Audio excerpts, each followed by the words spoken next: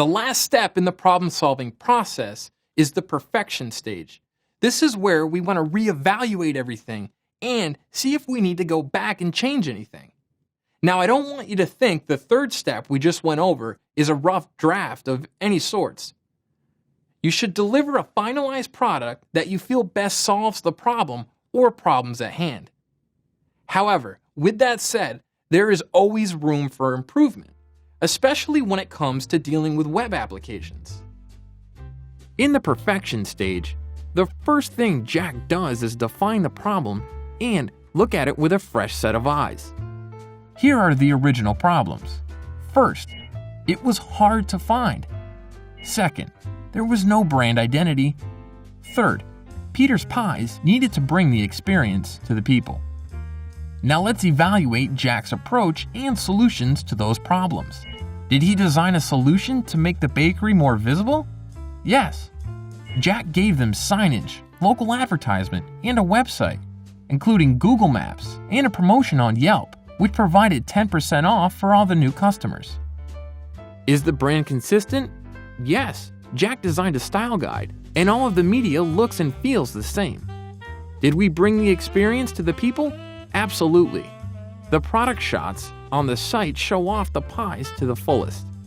Also, Jack suggests to Peter that he should sponsor a pie eating contest once a year to connect him with the community. Everything appears to have worked out well for Peter's Pies until about a year later. Two things happen. The local health committee starts to fight obesity and cracks down on Peter's Pies eating contest. Then, because of the uproar, someone vandalizes the signage pointing to the shop. Peter doesn't know what to do, so he calls up Jack, who originally solved these problems, and asks him for help.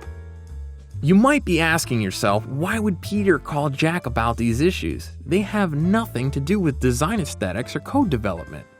You're forgetting one thing though. Peter doesn't look at Jack as a designer or a developer. He looks at Jack as a problem solver. Once Peter tells Jack about his problems, Jack assures Peter he can help him out and he'll do everything he can and get back to him as soon as possible. This is what the perfection stage is all about. You reevaluate problems and cycle through the process over and over until it's perfected. Take note though, this process is never really perfected because there are many variables to deal with. The only thing you can do is prep, plan, and perform over and over. This process is the same with any other industry. In design, there's always room for perfection. Even more so, there's always room for problem solvers like Jack. In Jack's case, he processes Peter's problems like any other. Step 1, preparation, understanding and diagnosing the problem. Step 2, plan.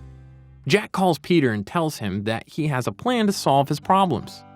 He wants Peter to create a recipe for a healthy pie which he will serve at the pie eating contest. Also, Jack suggests that Peter share this recipe with the public because Peter's Pies really cares about their health. Jack also wants this recipe published in the paper. Jack also recommends raising the sign so vandals can't reach it. Also, he suggests adding a tagline to the sign saying, "Peter's Pies, a healthy hometown dessert. Stop in for the recipe." Peter immediately responded with, "Oh, Jack, I couldn't do that.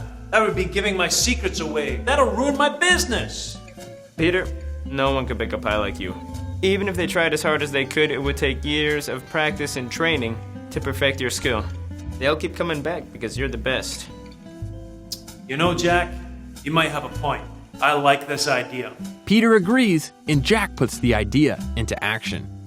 That year, the pie eating contest and the recipe were so successful that Peter was given the key to the city.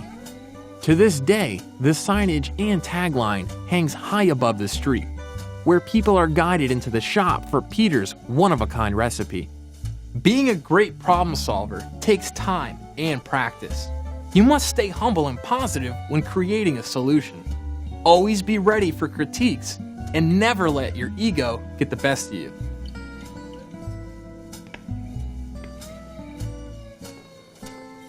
Simply follow these steps, and you're well on your way to becoming not only a great designer, but a great problem solver.